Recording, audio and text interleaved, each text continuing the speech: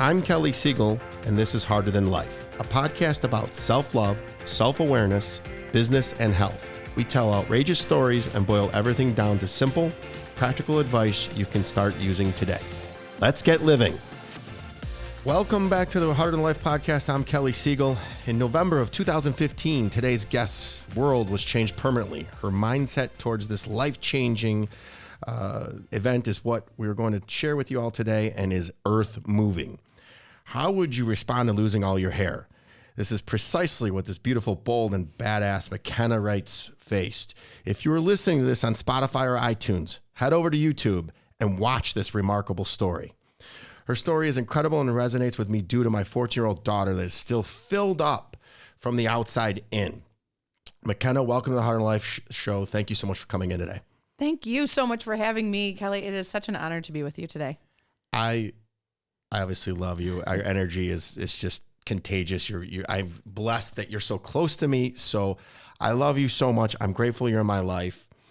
The floor is yours. Tell the people your story and why it's vital that we all listen. Wow. First off, let's talk about energy, and the energy that you exude every single day is just, it brings such a light to people, and especially to my life ever since I've met you. I used to look at myself as just an average person. I used to just introduce myself. My name is McKenna Reitz. I'm just a teacher. I don't really belong at a table, which is very interesting. But I taught for 18 years. I teach AP psychology, coach varsity volleyball, mom of two, wife of an incredible husband. And since 5 years old, I was always known for my hair, which is really ironic, but I was always known for my hair. It was thick, long, beautiful. All the moms wanted my hair. And we had our youngest, Maddox, in May of 2015. And August 1 is when volleyball starts in the state of Ohio. So AKA stress was starting to happen in my life. And I started teaching, and I noticed that my shoulders were covered with a bunch of hair. And I was really curious, why. I thought it was just postpartum hair loss. And so I went to a dermatologist, and they said, McKenna, you could have something called alopecia, and you could lose all your hair. And as a woman, as anybody, that's the last thing you ever want to hear. But I almost thought, there's no way it'd be possible. So they gave me some topical creams. It slowed it down. Volleyball season ends. We take family pictures November 1st for our Christmas card. My youngest is 4 months old. My oldest is 3 years old. And by the end of the week, I'm sitting in the shower with my hands full of hair. It was that quick. And I was in complete disbelief. I felt as though, my identity was being ripped away from me. And within 3 weeks, 90% of my hair was gone. And my life forever changed.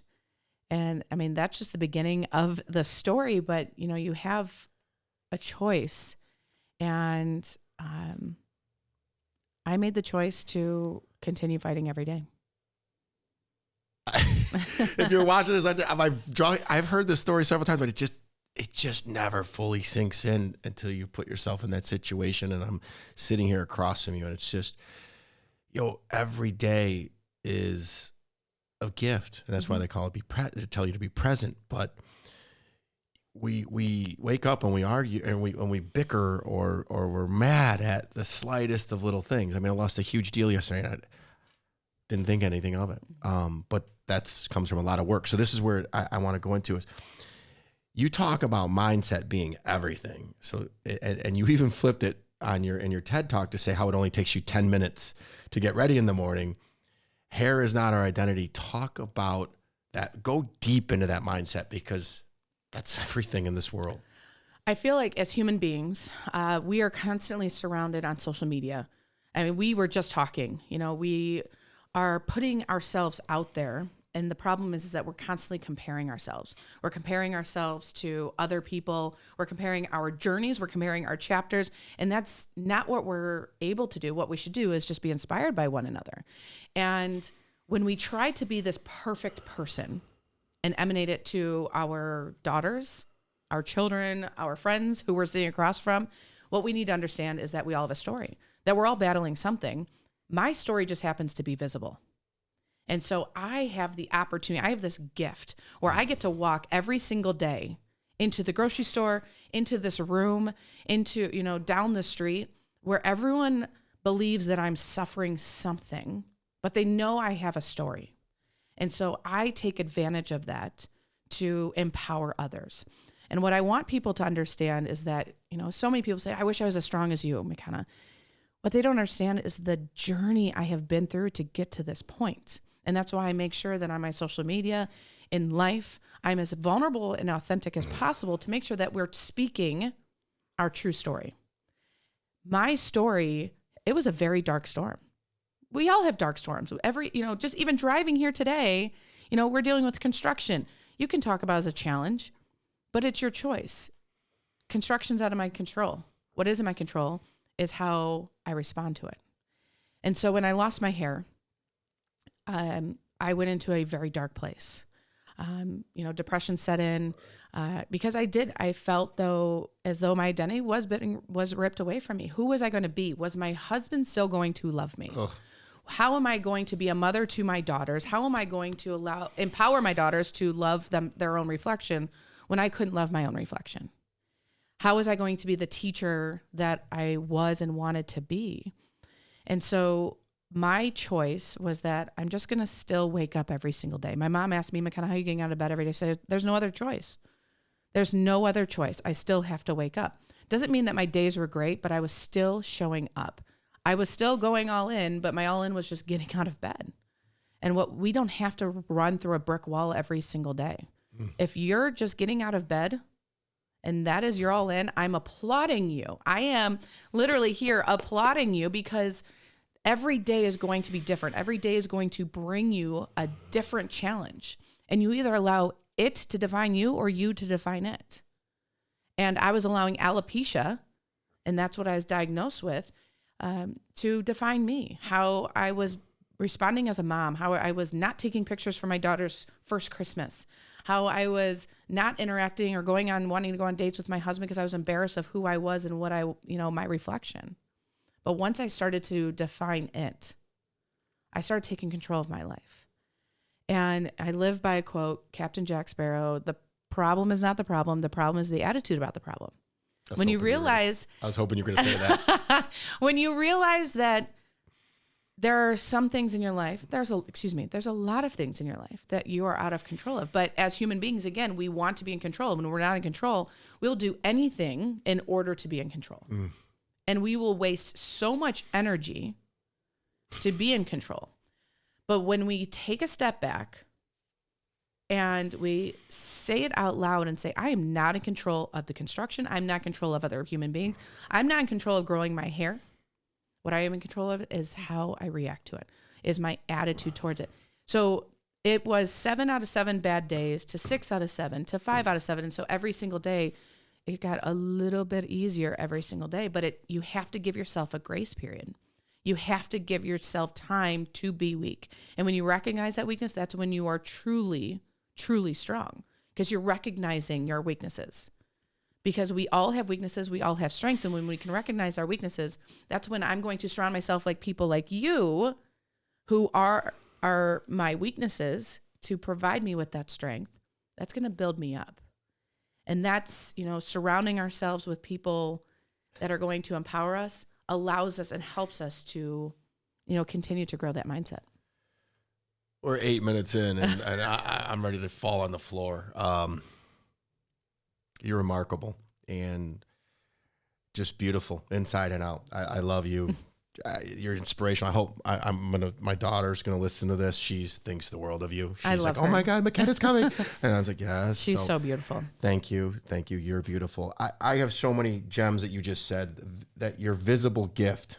And then you said vulnerability and empower others. You hear my posts and I talk about vulnerability. And that's literally all I'm doing. I'm just putting out there what's going on the inside with me. And people think, oh my God, how do I do what you do? Well, just be vulnerable. So I applaud you. And I also want to talk to the audience and say, you can do this. And you're right. Yours is on display. I put mine on display. And the beauty part about vulnerability is it separates the people that are for you and that aren't for you. I say I was beat as a child. Some people are going to make fun of that. And they're not my people. Thank you. Goodbye. Some people are like, oh my God, I'm so sorry. How did you overcome it? Boom, there's my people. Let's have a conversation. that's the worst part about it is not everybody's going to be for you, and that's okay. And then I loved your take on some days you only got 50% to give. And if you give all 50%, you gave it. You give 100%. And I love that. And it isn't built in a day. It took years for you to be where you are. And I applaud you. I had a couple of follow-up questions on that. I wrote down comparison is the thief of joy. What's your take on that? You said comparison. So what's your take on that? Being a female, I'm going to take it from the female perspective. When we become more conscientious, we go through stages of development, and, when you start school, you start to compare yourself. You start to compare your abilities and your inabilities. You start to compare grades. You start to compare, I got a star versus you didn't get a star. And you start to compare. And it's an innate thing because we want to show our superiority and we want to hide our inferiority. And so it's this inferiority complex where we are going to hide our weaknesses and try and show our strengths in order to overcome. But the problem is that the weaknesses we're comparing to other people's strengths. And there has to be this balance in life to understand that everyone has strengths and everyone has weaknesses, but it's not until we become conscientious of what we are surrounding ourselves with. You make the choice to go on social media every single day. You make the choice to make that judgment. You make that choice to compare that post. And I talk about this in my TEDx because I talk with youth all the time, that post that you're going to compare the rest of your life to, it took them 20 takes, the perfect filter, and the confidence to post it. And now you're going to compare your entire ability, physical, emotional, social, to that one post. And so it's just drained everything from you. And so for me, when I have other people who are dealing with hair loss and are comparing their journey to my journey, like I said, when they say they're so strong, I said, you are just as strong, if not stronger, because you're still here fighting every single day. And so that's when you have to get rid of the comparison, because everyone's journey is complete. Everyone's paths in life are completely different. You and I, our paths are completely different, but it's brought us together and inspired us to continue fighting every damn day. And that's what that's what binds us, the fight, that we're in the fight. And it's funny because you said weaknesses. It's difficult times and weaknesses and darkness that actually bonds us. So when was this country the most united? Right after we were attacked by 9/11. Mm-hmm. So if it's really an oxymoron, it's backwards that we think weakness is a bad thing. If we talked about our struggles, we would bond. We have talked about our struggles. That's why we bond so much. And yet the overwhelming majority of people want to hide that. So I am, to empower McKenna and Kelly, I would tell you, talk about your weaknesses. Mm-hmm. It bonds you faster than your strengths. Oh, great. You're beautiful. Congratulations. Oh, you're good at math. Congratulations. Well, you know what? I'm afraid of this. Mm-hmm. Well, so am I. What do you use to get through it? Imagine the conversations that we can have. I said it 1,000 times. United we stand, divided we fall. Mm-hmm. And yet we're so quickly to tear each other apart. And that's why I love your message. But I love your message because I think women rule the world, and you guys have the toughest job in the world, and you have to bear children, and you make the world go around. So I am infinitely attracted to the feminine, and I just think that you exude feminine beauty and softness, and still yet the masculine oomph, the Menschkeit. But it also takes, it comes from the women before us, and it comes from the men before us who have supported us through this journey. I look at my mom, and she's the biggest badass woman, my rock, who, she's going to kill me, but, grew up in the 50s to the 60s. She was, for me, one of the original badasses who is, separating and standing tall and proving herself next to the men. And then you go to my grandmother's, part of the greatest generation, who kept the households together during World War II and during all the wars. And so it's all of the women before us who have empowered us, but it's also the men by our side. And so it's not just women rule the world, men rule the world. We have to do this together. And we've been doing it together. We just have to, everyone needs to understand that. It's a crazy time with social media, and it tends to divide us again, and it should bring us together. So we're going to be known as we kept our family together during the likes, the dislikes, and the hate on the social media. But I believe everything. I like to spin everything positive. There's much positive. Your story gets out, my story gets out, and then we do realize we find our tribe. Mm-hmm. So social media isn't as bad as we make it out to be. But when you're trying to do, this is what the story is when you're trying to seek external validation, and you're looking at how many likes and how many people looked at this, and just do you and get it. Everything we require is inside us. Mm-hmm. And that's what this gift is teaching you. And the best part about it is you're teaching everybody else. And you could have sat at home and not shared it with the world, and yet here you are. Which is what our next question is about, is be certain to watch her TED Talk. It's named Having a Bad Hair Day. Love that, by the way. You just said that your mom's a badass. I think you're a rock star. What's next for you? You just resigned from teaching. I did. And you're going full. Let me not steal it. Just what's next? And this is, my first time really. I mean, I put it out there publicly, but last Friday was my last day teaching. I taught for 18 years, teaching AP Psychology and AP Psychology. Yeah. And, teaching that class, and every single student that walked in and out of my classroom is my reason for being where I am right now. Being able to teach a class that is all about life. I use a hashtag Psych is Life. It is. There's over 700 terms that my students had to know for the AP exam. And every single term you can relate to life. And when you can relate and apply it to your own life, it gives you a deeper understanding, not only of the term, but of yourself.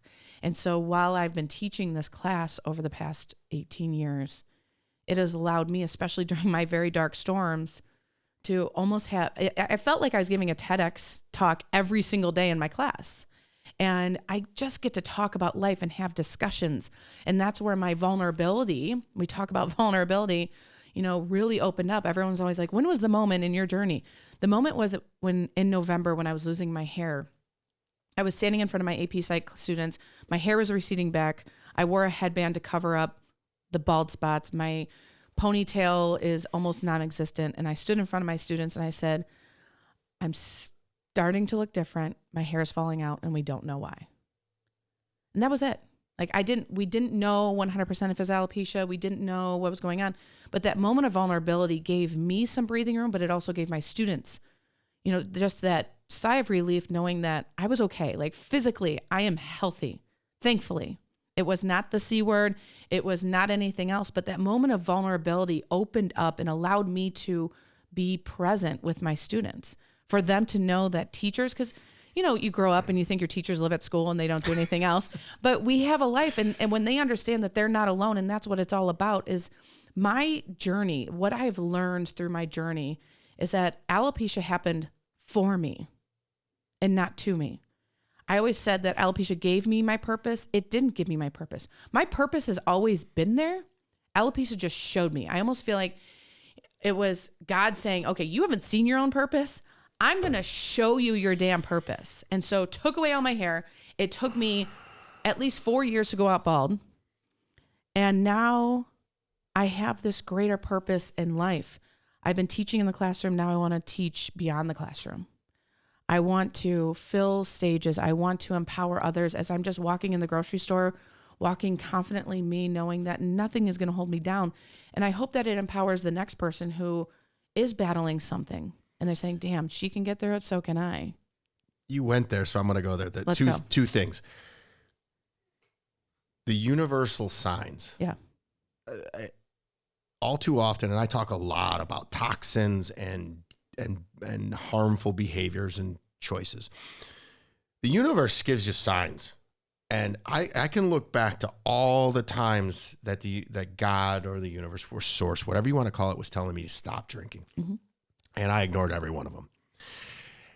And I'm sure that you can look back and see signs where it's like, hey, McKenna, you're an AP psych teacher. This is what you're supposed to be doing.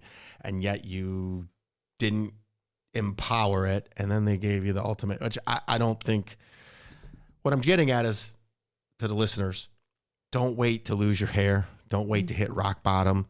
Pay attention to the signs that the universe, God, is giving you, because they're there and they're loud as can be. And I'm sure you can relate to that. And I'm sure you had signs. I want to argue, or I don't want to argue. I want to get in. You touched on it. Took you 4 years to go out without being bald. I love the vulnerability with your students, but talk to me about the first time you walked out without a wig. Because that, to me, is the ultimate courageous. I would argue that was the moment that you were you. It really started, my daughter was 3, so it was a couple months before I went out without a wig. And I remember we had some sort of function. Our family gets back into the car. I rip my wig off because they're extremely uncomfortable, very hot. And my youngest, Maddox, said to me, and she was only about 3, and she says, Mom, I can't wait to be an adult and take my hair off too. I love that. Right. And I stood there, I'm like, wow, that's how she sees it. She sees that being an adult, you get to take your hair off. And there's the coolest thing that my mom gets to do, where I am using my wigs to hide. To just blend in so people don't see my story. And it was just the universe saying... They send these little kids to show you. What are you doing? Oh. And so that summer, I went to Seattle and my mom flew out with me. We went to the National Alopecia Areata Foundation's National Conference. And so it was my first time I was surrounded by other baldies. Like, I was no longer the only woolly mammoth. There are thousands and millions of us. And I still had my hat on. And the first day I was wearing it, and, I'm looking around and saying, I just want to do it. And I remember working out the next morning, had my hat on. I always wear my Under Armour hat, even when I'm working out. And I said to myself, there's no better time. There's no better place but here. So I walk into my hotel room. I told my mom, today's the day. I'm walking out without a wig on, without my hat on. She's like, McKenna, are you sure? Moms are always worried and, very, caring and concerned and worried about their daughters. And I said, I'm doing it. Grab my bag, put my hat in, of course, having your security blanket. I walked to the elevator. Walking down that hallway was the scariest thing. I get into the elevator. I'm on the 8th floor. I press the level floor, and I'm just taking a breath. And I just wanted to make it to the down floor. We stopped at every damn floor. And people got on every freaking floor. And my anxiety is through the roof. I am just not knowing what to do, but no one looked at me differently because everyone knew what alopecia was. They either had it themselves or have a family member that has it. And I was just another person on the elevator. And I felt so secure and so loved and so supported that I walked off that elevator and never looked back. I have the chills. I on all my hardships and my everything's called harder than life. I don't think I've ever faced anything like that publicly, and I applaud you. Thank you. And I think that I think a world of you, and it just keeps getting stronger and stronger. And since you're so close to me, we're going to do a lot of things together. And I'm one of your biggest fans, if not the biggest fan. I just having a 14-year-old daughter and just what you're doing is just so important to the world. Thank you for being you.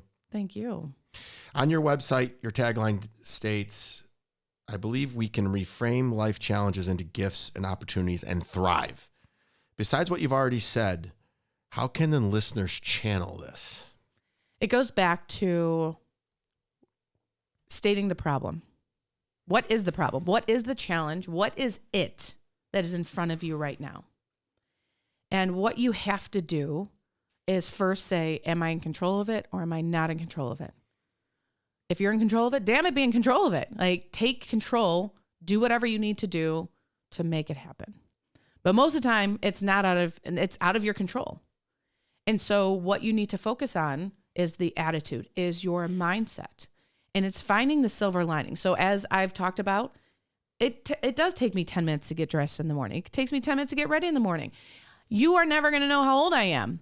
I never have to shave. Like, life is so much easier. I'm going to Florida next week and we're saying it's going to be humid.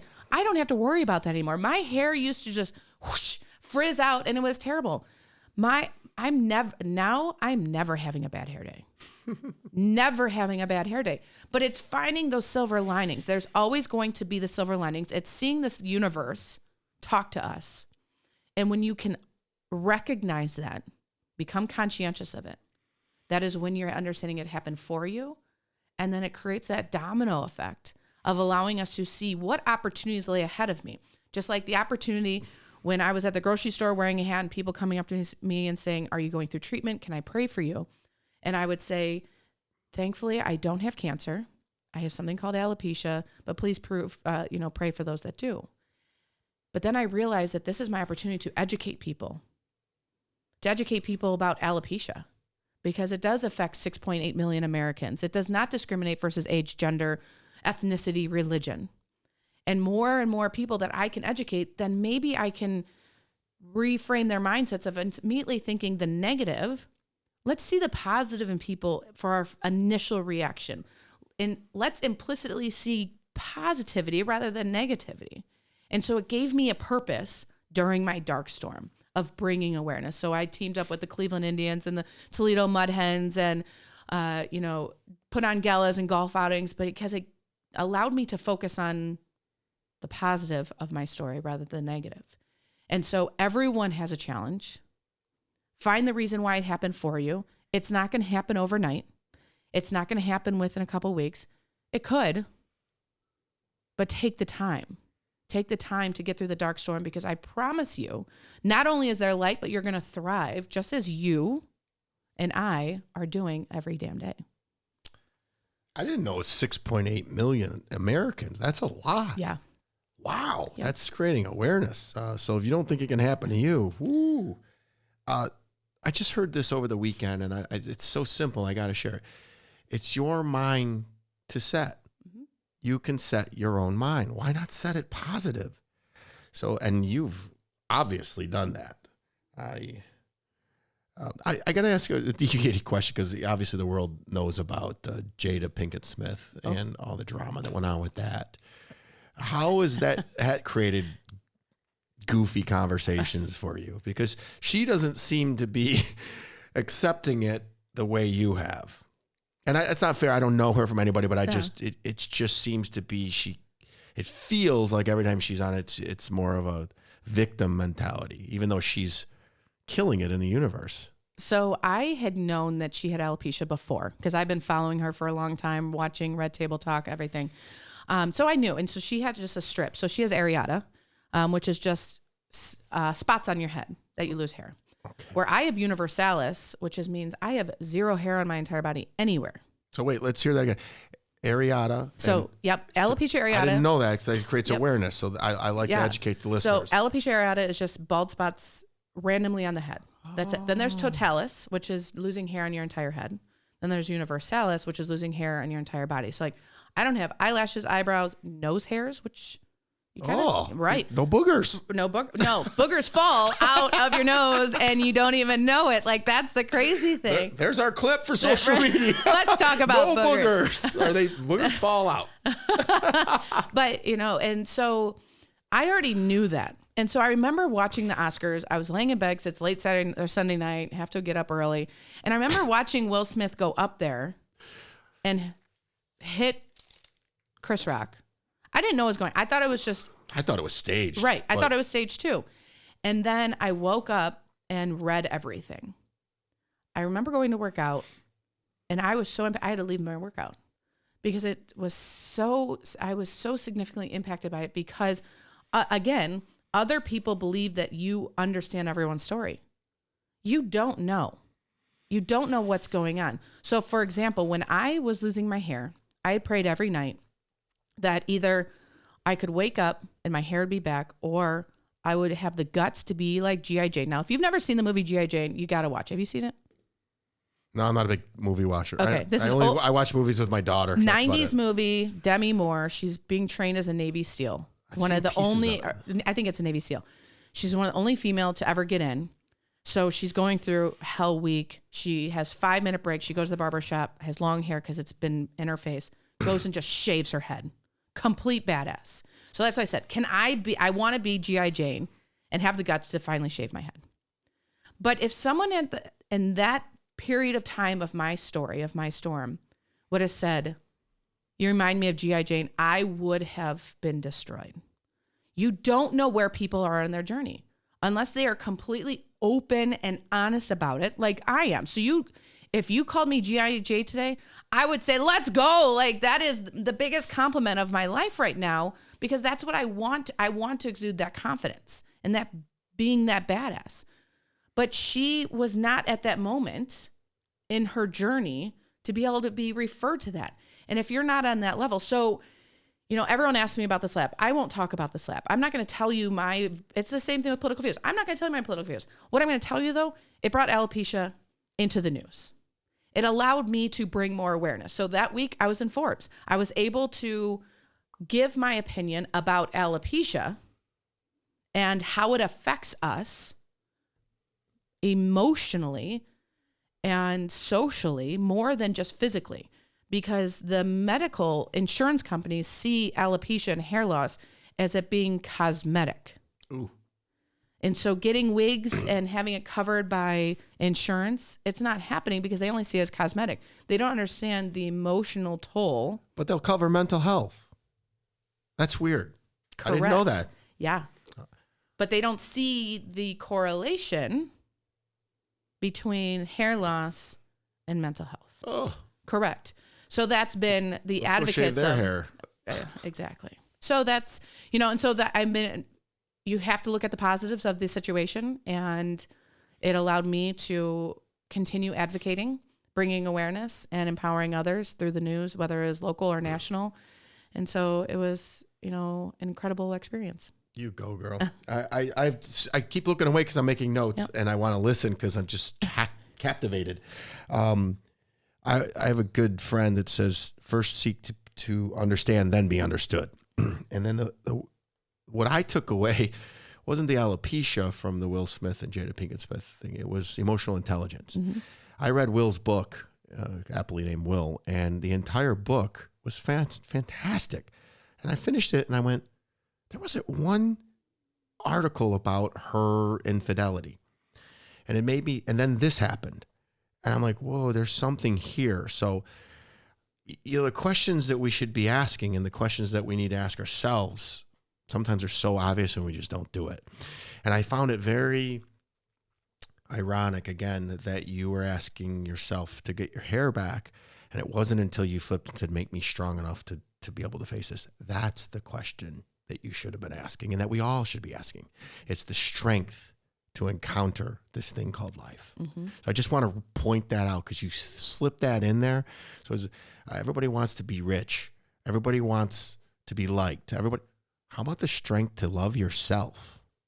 And that's your story. Mm-hmm. And I love that about you. But emotional intelligence is so important. That whole enmeshment, entanglement, and sleeping with her son's friend. It's like, oh. But I would tell you, her type of alopecia, I wouldn't want any of it, because you see my hair is insane everywhere. I wouldn't want any of it. You are a hero. But hers, I think, the spots, she has the spots mm-hmm. one. Yeah. But she shaved her head and she's beautiful. Gorgeous. Gorgeous. But then she opens her mouth and, I'm not trying to be political, but that's embarrassing. And I feel for them. And I want them to I want everybody to be happy. And I just want them to have that uncomfortable conversation. Will just needs to love himself, mm-hmm. which is the funniest thing about it. It's believe that you deserve it. And anyways, you recently held your first ever summit, and it was tremendously successful. I was out of town and I missed it, and I was so upset. What's next? You just quit your job. You're going full force. You just said you're going to be at a speaking engagement for a business. Obviously, you are going full force on this, what do we call it? Personal development, personal growth, loving yourself journey. Tell me what the listeners should be looking out for to book McKenna What's next? We're going to write a book. What's going on? I do have a book in the works. It is the early book proposal, but it's called Never Having a Bad Hair Day, Reframing Life Challenges and Gifts and Opportunities. That is one of my top priorities is the book, but also just, traveling the world. That's my goal is one, being at home more with my daughters, being able to see them. How old are they? They are going to 6th grade and 3rd grade. So 11 and 8. And I want to be there to take them to school. I want to be able to go to the school functions. I want to be there and be present when I haven't been able to because of, only having X amount of personal days and, being a teacher yourself, it's very difficult to get away. So those are my children are my family are my top priority. But the other priority is to continue allowing others to understand that you're not alone. That we all have a story, that we're all battling something. And I believe, everyone always asks, who is your avatar? My avatar is the world because I have the ability to connect, to be able to engage and to have these real life discussions and to be able to effectively talk to thousands of people, but only talk to you. And I think that's my superpower. Is being able to reach the masses while only talking to one person. I can't say this enough. I think your superpower is that you're beautiful inside and out. And I don't know which one's more. I love your eyelashes. I love I think you're beautiful. And I show everybody the picture and I have our picture together. I love it. I love you. Just, ooh, so glad you're here. Thank you for coming. Who's been you said your world is your avatar. So who's been your major motivator in life? My parents. I was going to say, you said your mom. Yeah, my parents. Let's take them off the table. Is there somebody, because there's another person out there listening to this that is wearing a hat or masking something and you want them to, and of course you're going to be the next motivator for many people. You're a rocket ship. But I have a sneaky suspicion you're going to keep it very moderated because of family, which is, I talk to our mutual friend all the time. I do that. It's more important. Money will always be there to make. You'll do it. So who would be your motivator that maybe is in the public? Maybe it's Jada. I don't know. Yeah. That's a great question. I look at myself during my dark storm. And so I look at, my dark storm's my dark storm. It's not your dark storm. Your dark storm's your dark storm. Oh my God. I'm speaking to that person. Carl Jung, who's a really big psychologist who was great friends with Sigmund Freud, said that the first 40 years of your life are just research. And I just turned 41 and I'm a firm believer of that. When I turned 40, I was excited. I remember when my parents turned 40 and they, did the whole over the hill thing. Times have changed and turning 40 was the first time, in those months where I could look in the mirror and say, I am enough. I am beautiful. I love myself. It took me 40 years to discover self-love. So I'm speaking to that 30-something-year-old who's still just treading water, is just trying to exist and not be content with what they're doing. And, it's looking at teaching. Where's your social media? She's not listening to us. Look up. Macy. Hit her. Yes. But face down in the fold. Yeah. Love yourself, girl. But it's talking to those that, and that's, I get to volunteer coach with my husband and his college volleyball team. And, being able to be that person for them, of helping them become that much more conscientious about themselves every single day. It's not going to happen. You look at the brain development, you look at social development, you look at emotional development, talking about EQ, that's forever changing. IQ is done by 5th grade. Your EQ is forever changing. And so life has to happen for us, like we talk about, for us to understand it. EQ is emotional intelligence for everybody. It's picking up. I love it. There's somebody in our group, Brittany, that you have to meet and talk to. She is an EQ specialist. Now I just figured out why I really resonate with you, because I remember just after I turned 40, I was showering, and I felt like for the first time in my life, I was comfortable in my skin. Mm-hmm. And I believe that. You do not know yourself till you're 40. That's why these people getting married in their 20s, wait, you're going to change. I was talking to somebody this morning that sent me something that I posted 4 months ago. So I'm not even that person anymore. I just aired a podcast that was 3 months ago. I'm like, I'm not even that person. I'm constantly growing, but it took till 40 till I finally slow down, started to surrender and witness my life. And the weird thing that you just said that absolutely gave me the chills was the major motivator for me is I talk to myself. I look back at that kid that was getting beat and that was scared to death. And he is my motivation. He is that person because it was always me against me, and it still is. That's why I also don't listen to any criticism. I don't care, especially if you're not in the arena fighting with me. If you don't have a horse in the race, shut up. I don't care. And nobody knows what it's like except the 6.8 million people that are affected by this.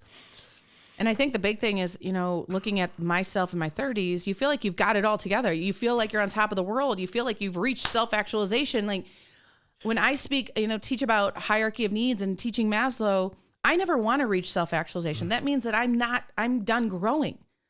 When you believe that you can still grow and you can learn from anyone, regardless of where they're on their journey, whether they're an aspiring leader or someone who is a CEO of a Fortune 500 company, if you don't believe you can learn from other people, then get out of my way because I want to learn. Learn from everybody. Every single person. And not only that, people that believe the opposite of you. I seek those people out.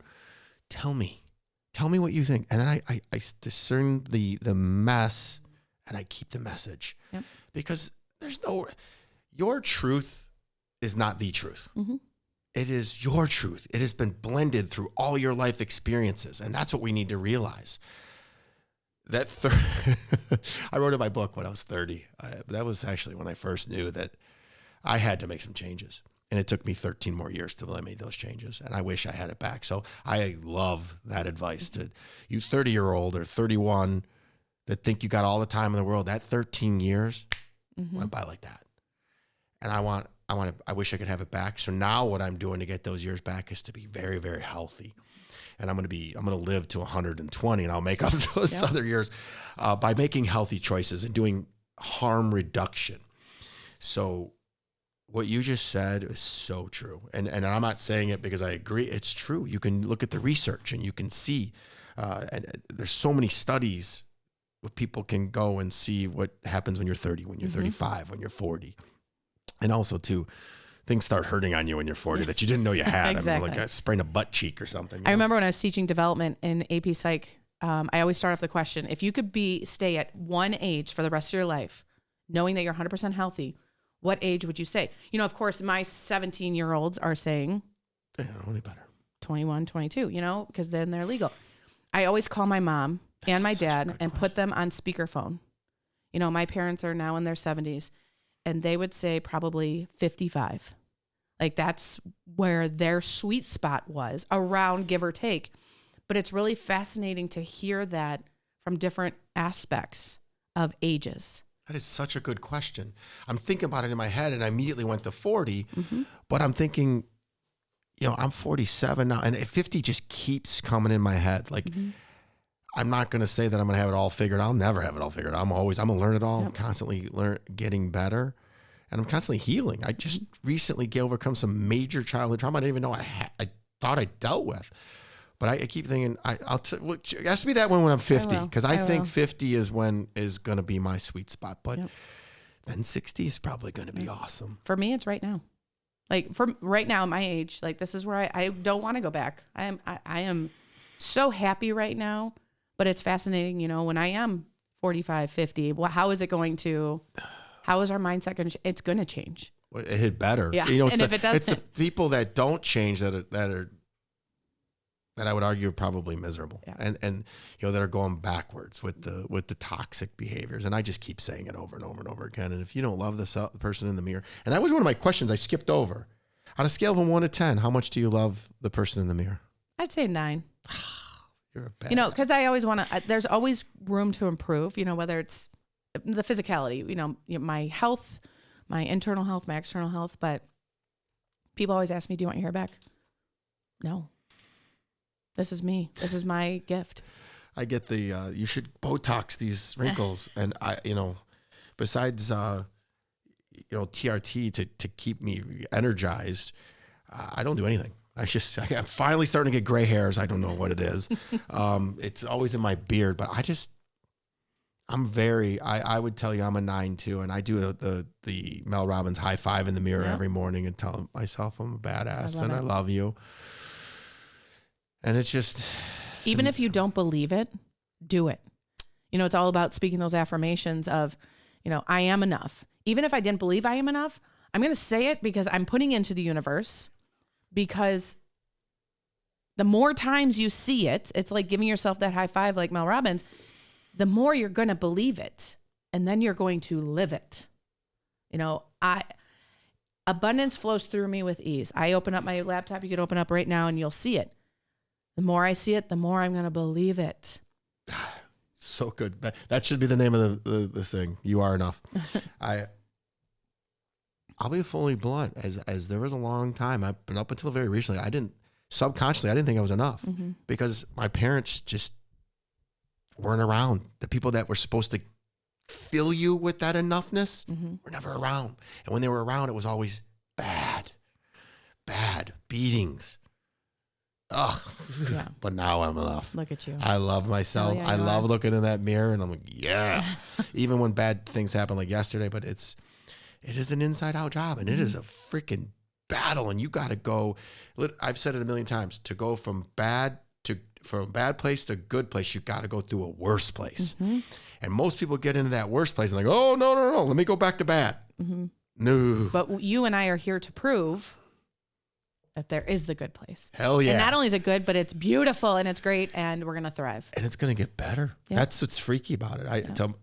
Tomorrow is even better. I keep getting myself out of the present because I'm so excited for what's tomorrow. Just tomorrow, not next week, just tomorrow. I'm like, today is so good. I get to see you and I get to be in your presence. And tomorrow it won't be as good because you won't be with me. What's the best and worst advice you've ever received? Oh, worst advice I've ever received.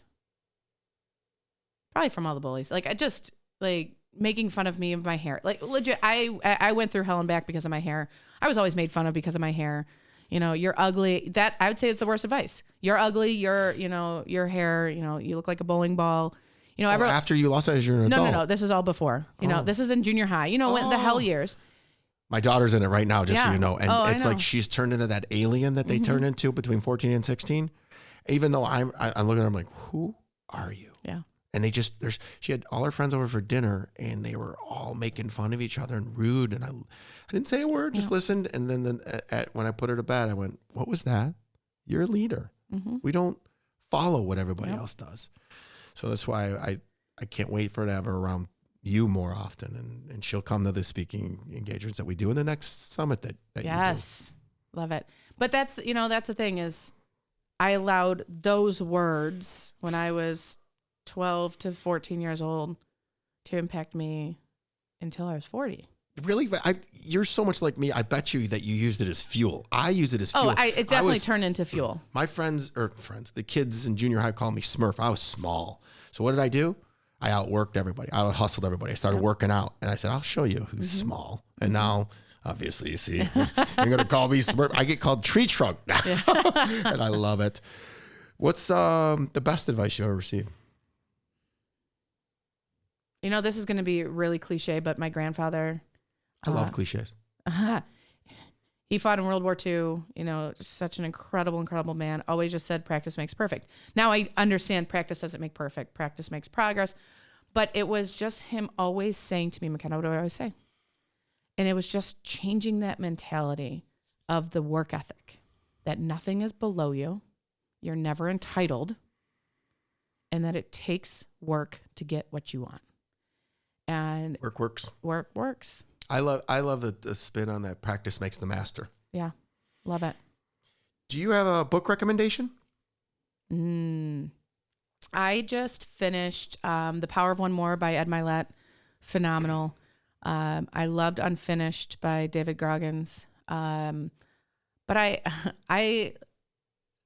am a book reader, but I'm also a fiction reader because I need some escape from reality sometimes.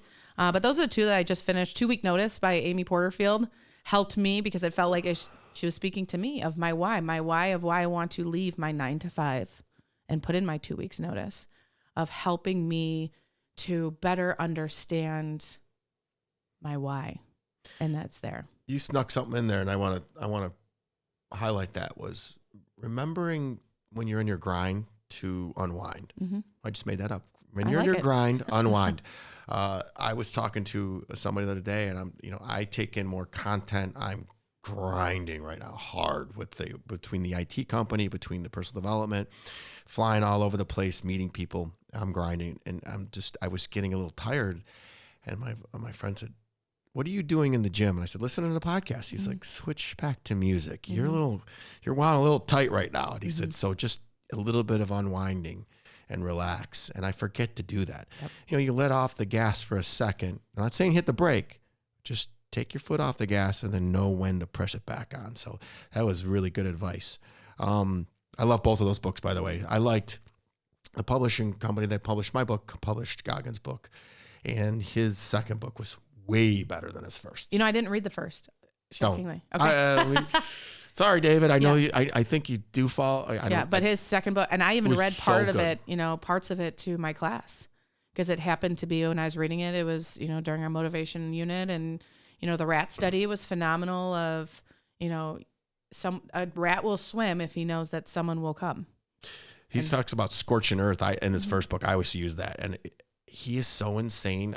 He can motivate anybody, and I laugh because I just watched a reel from him at a public gym working out, and he's doing some crazy workout, and he's like screaming, "You don't know me, son! You don't know!" And I would just sit down right next to him and like, let me have some of this energy. Exactly, it's amazing. What's your biggest fear? Death. Really? Yeah. You just perked me up. I know. It always has. Losing my parents is my biggest fear. I played at Hope College in Holland, Michigan, which is a 3-hour drive from Toledo. And I played volleyball, and my parents would come to every single one of my matches. And they would always leave. My mom was a teacher too, would leave at 3:00. My matches started at 6:00, and they would go through Grand Rapids, which means there's traffic. And they would be 10 minutes late, and I'm just beside myself. And so my teammates knew that I'm not myself until I see my parents. They are my life. And so that's my biggest fear. But making sure that, I thought about it this past 6 months, that if I died today, would I be happy with what I've done? And my answer is no. And that's one of the big reasons why I resigned from teaching, because I have a bigger thing to do in life. And I wasn't allowing contentness to hold me back. I just went to a funeral for a 62-year-old, and his 4 children eulogized him so beautifully, and he left no stone unturned. Yeah. And the funeral home was packed. Wow. And I just found myself, I was there with my uncle, and I'm like, wow, we need to step up. Mm-hmm. When I was drinking and partying, I had a million party friends, and that place would have been packed, and they would have had a big party, and everybody would have drank and said, yeah, it was fun. But now that I've made this change, I don't know. Yeah. But we're going to continue to do this and donate enough money to charity and do the right thing and be the model of what a happy life looks like, both of us together. Mm-hmm. And we're going to lean on each other. And if there's ever any moment that you don't feel it, lean on me. What's your definition of happiness and success? Because they're two different things. I think this could be a whole nother podcast. I know, I do. I'm blazing through these because we're up against it. And this one is very important to me because I want people to understand what success is, not money. Okay. So I'm going to put them two together. Okay. It's me looking in the mirror and saying I am enough and I love myself. I'm just going to end it right there, and I'm going to make it quick but impactful, because it really is, because happiness is your reflection. What do you see? And that's success. God. That's it. I have got the chills so many times in this. I just adore you. That made my heart flutter. I don't care who you are. I'm a man, and there's times that I don't feel like I'm enough. And it's so true. It's so true for everybody. Thank you. I love you. Is there something I haven't asked you today that you feel compelled to share? No, I think that this has been an incredible conversation. I just love what you stand for and what you put out into this world. And I'm very honored to call you my friend, and continue being you, continue doing what you want to do, and continue being that dad that you are to that beautiful little girl, because she's amazing. I had the opportunity to have lunch with her, and she's just an incredible soul because she's got an incredible father. Thank you. I received that. And I tell you, I'm just now taking my wig off. Yeah. And I think that, I think everybody can see it. Yeah. And, man, I'm going to light this world on fire. I got it all in me. And I don't want anybody to have to deal with what I had to deal with as a child. How can the Harder Than Life listeners support you? Just, first off, they can follow me. I'd love a follow, McKenna Reitz. Or they can go to McKennaReitz.com to contact me. But be you. Understand that you're not alone. Continue fighting. Continue going all in, whatever your all in is every single day. And understanding that you are enough. Do you answer do you monitor your social media? I run my own social media. So if someone DMs you and has a question, you'll answer. So all her handles, the Instagram, McKenna Reitz, Twitter, McKenna Reitz, LinkedIn, will all be in the show notes. Please follow her. She's fantastic. And I'm not saying that because she's my friend. It's just true. The genuine and authenticity just oozes out of her. And you can catch her now before she becomes this superstar. She'll still be humble, but always. She's remarkable, and you're a fabulous person. How can I personally support you? Continue doing the show. Continue being you, and continue being the father. That's it. Well, please, will you do will you set up another summit so I can be a part of it? Because I'm just going to freaking rant and rave about you. Let's do it. I love you. I love you too, friend. Please rate and share this podcast. Also, I do my best to respond to comments on all the social platforms. So if you want to see more of something or less of something, leave a comment. Each and every episode is sponsored by National Technology Management, the easiest and best IT company to do business with, delivering peace of mind with technology every day. Visit trustntm.com for more info. And until next week, be harder than life. Thank you for coming. Thank you. Thank you for listening. Please rate and subscribe to Harder Than Life, and let's take this to the next level. Get connected at the links below.